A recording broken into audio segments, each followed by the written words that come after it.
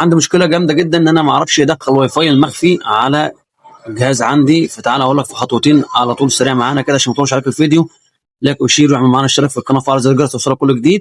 ويبدا على بركه الله. هنيجي على المنيو زي ما قلت لك كل مره، المنيو من الريسيفر دوس اوكي. عندي هنا اختيارين، ممكن اجيب الواي فاي على طول مباشر، ممكن اخش على الاعدادات اهي وادوس عليها اوكي. هنزل تحت على اعدادات الانترنت، لازم تكون لاسلكيه يا جماعه، لاسلكيه اهي، دوس عليها اوكي. هنا هنزل على الاعدادات تاني مره وادوس اوكي واستبر ثواني عقبال ما تفتح معايا الشبكات. طيب انا هنا بقى عندي الشبكه مخفيه بالظاهره، لو ظهرت يبقى زي اللي قدامك دي شغاله على طول. مخفيه هدوس على الازرق ده اللي هي اضافه يدوي قدام اهي، يا رب تكون واضحه معاكم اهي،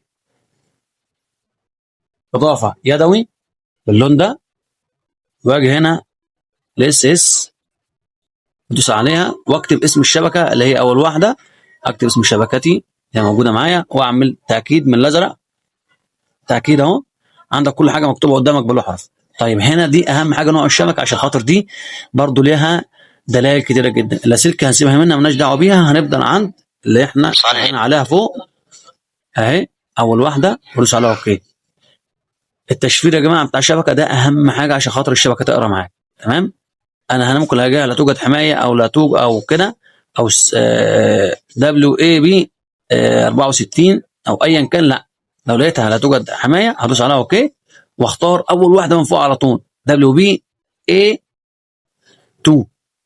شايفينها يا جماعه اهي اول واحده لا توجد خدمه لا توجد حمايه اللي فوقها على طول دبليو بي اي 2 اهي. وادوس عليها اوكي وانزل تحت اكتب الباسورد بتاعي بتاع الشبكه وانزل راح اعمل ربط اهو. ثانيه واحده، انا عندي عشان كنت مشترك فيها فهتشتغل معايا اهو، هتظهر معايا تحت دلوقتي اللي هي تي اي، ظهرت قدامي فكه الاف لقيت واشتغلت معايا الشبكه زي الفل. طيب انا ليه بقول لك دلوقتي كده؟ عشان خاطر بقول لك في ناس كتيره جدا بيحصل معاها المشاكل دي ما تبقاش عارفه تحط ال الواي فاي عندها. يعني لو جيت كده على تعديلات وحاجات من دي الاقي كل حاجه شغاله معايا زي الفل اهي، مفيش اي مشكله خالص اهو. عشان كده انا عرفتك الدنيا وفهمتك الدنيا ماشيه ازاي. ده تحديث اونلاين كل حاجه موجوده عليها اهو. هعمل لك بيه فيديو برضه لو حبيت تشوف القنوات والسوفت وير. طيب الفيديو ده كان مهم جدا، كنت لازم تعرفه وتشوفه عشان خاطر الناس اللي هي ما بتعرفش تحط الواي فاي عندها على جهاز وبيحصل معاها مشاكل.